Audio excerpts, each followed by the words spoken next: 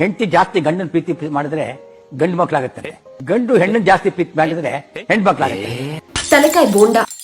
ಹುಟ್ಟೋ ಮಗು ಗಂಡಾಗುತ್ತಾ ಹೆಣ್ಣಾಗುತ್ತಾ ಅನ್ನೋದು ಹೇಗೆ ಡಿಟರ್ಮೈನ್ ಆಗುತ್ತೆ ಅಂತ ನಾನ್ ತಿಳಿಸ್ಕೊಡ್ತೀನಿ, ಗಮನ ಇಟ್ಟು ಕೇಳಿ. ಗಂಡಾಗ್ಲಿ ಹೆಣ್ಣಾಗ್ಲಿ ಎಲ್ಲಾ ನಾರ್ಮಲ್ ಹ್ಯೂಮನ್ಸ್ ನ ಮೆಜಾರಿಟಿ ಸೆಲ್ಸ್ ನಲ್ಲಿ 46 ಕ್ರೋಮೋಸೋಮ್ಸ್ ಇರುತ್ತೆ.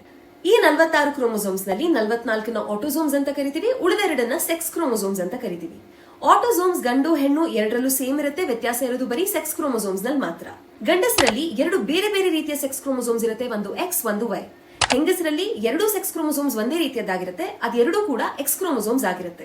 ಮೇಲ್ ಪ್ರೊಡ್ಯೂಸ್ ಮಾಡೋ ಸ್ಪರ್ಮ್ ಫಿಮೇಲ್ ಪ್ರೊಡ್ಯೂಸ್ ಮಾಡೋ ಎಗ್ ಜೊತೆ ಫ್ಯೂಸ್ ಆಗಿ ಮಗುವಿನ ಮೊದಲನೇ ಸೆಲ್ ಝೈಗೋಟ್ ನ ಫಾರ್ಮ್ ಮಾಡುತ್ತೆ. ಸ್ಪರ್ಮ್ ಮತ್ತೆ ಎಗ್ ಫಾರ್ಮ್ ಆಗುವಾಗ ಮಯೋಸಿಸ್ ಅನ್ನೋ reductional type of cell division ನಡೆಯುತ್ತೆ.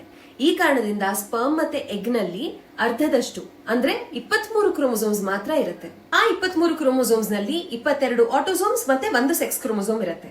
ಗಂಡಸರಲ್ಲಿ ಎರಡು ರೀತಿಯ ಸೆಕ್ಸ್ ಕ್ರೋಮೋಸೋಮ್ಸ್ ಇರೋ ಕಾರಣ 50% ಆಫ್ ದ ಸ್ಪರ್ಮ್ಸ್ ನಲ್ಲಿ 22 ಆಟೋಸೋಮ್ಸ್ ನ ಜೊತೆ ಎಕ್ಸ್ ಕ್ರೋಮೋಸೋಮ್ ಇರುತ್ತೆ, ಇನ್ನು ಉಳಿದಿರೋ 50% ಸ್ಪರ್ಮ್ ನಲ್ಲಿ 22 ಆಟೋಸೋಮ್ಸ್ ನ ಜೊತೆಗೆ ಒಂದು ವೈ ಕ್ರೋಮೋಸೋಮ್ ಇರುತ್ತೆ.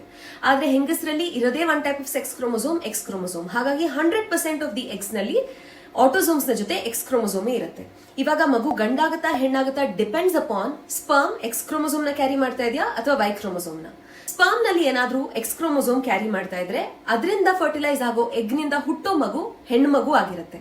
ಅದೇ ಸ್ಪರ್ಮ್ ಏನಾದ್ರೂ ವೈ ಕ್ರೋಮೋಸೋಮ್ ನ ಕ್ಯಾರಿ ಮಾಡ್ತಾ ಇದ್ರೆ ಅದರಿಂದ ಹುಟ್ಟೋ ಮಗು ಗಂಡು ಮಗು ಆಗಿರುತ್ತೆ.